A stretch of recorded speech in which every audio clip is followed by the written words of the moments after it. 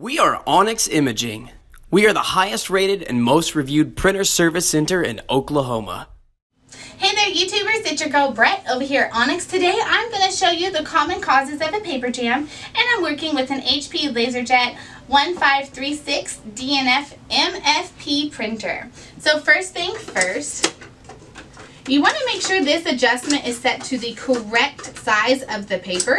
If it's not, the rollers won't be able to pick up the paper because it's too loose, so it's not detecting it. Also, when you have paper already in there and you need to add new paper, you never just want to throw the paper in there on top of the old paper.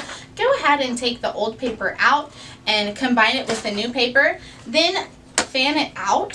Sometimes the condensation in the air can make the pages stick together. Once you fan it out, go ahead and align the paper. Then you can stick it in your tray. So I would do the same thing for the envelopes. Just make sure that this is to the correct size. Your envelopes aren't sticking. Make sure you fan them out and stuff and that they're aligned before you put them in. If you guys are in any need of supplies or quotes, give your girl Brett a call and have a great day. Thank you for watching.